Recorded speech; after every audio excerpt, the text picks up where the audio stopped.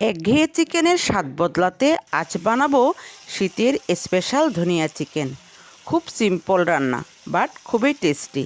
ধনিয়া চিকেন বানানোর জন্য এখানে আমি বোনলেস চিকেনের বেস্ট পিসগুলোকে ছোট ছোট করে টুকরো করে কেটে পানি দিয়ে ধুয়ে নিয়েছি।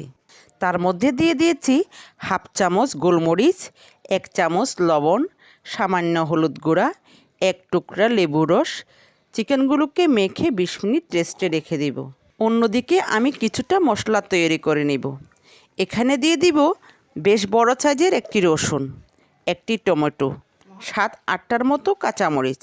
এই রান্নায় আমি রসুন আর কাঁচামরিচ বেশি ব্যবহার করব। আমি প্যানে বেশ কিছুটা সাদা তেল দিয়ে তার মধ্যে দিয়ে দিয়েছি দারচিনি, এলাচ, লবঙ্গ, তেজপাতা। তারপর দিয়ে দিব বেশ কিছুটা পেঁয়াজ কুচি। পেঁয়াজগুলোকে আমি মিহি করে কুচিয়ে নিয়েছি। পেঁয়াজগুলো ভাজা হয়ে আসলে তার মধ্যে দিয়ে দিব 1 চামচ আদা বাটা। আদাগুলোকেও ভালো করে ভেজে নিব। তারপর দিয়ে দিব বেটে রাখা মশলাগুলো, সেগুলোকেও ভালো করে ভেজে নিব।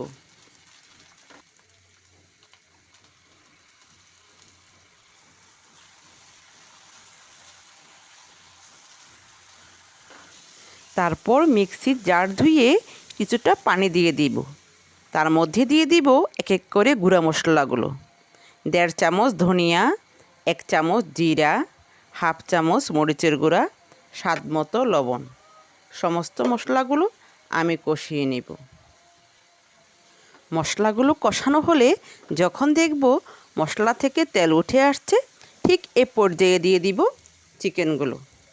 চিকেনগুলো ভালো করে কষিয়ে তারপর ঢাকনা দিয়ে দিব।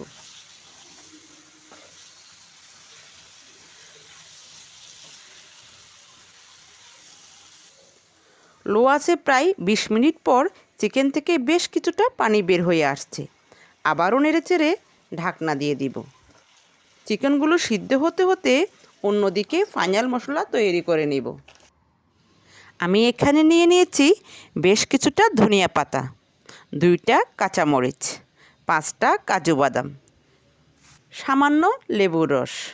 লেবুর রস ব্যবহার করলে ধনিয়া পাতার কালারটা নষ্ট হবে না। মশলাগুলো আমি মিক্সিতে গড়িয়ে নিব। তারপর চিকেনের মধ্যে মশলাগুলো দিয়ে দিব।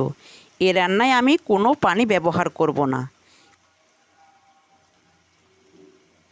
কিছুক্ষণ নেড়েচেড়ে মশলাগুলো কষিয়ে নিয়ে ঢাকনা দিয়ে দিয়েছি।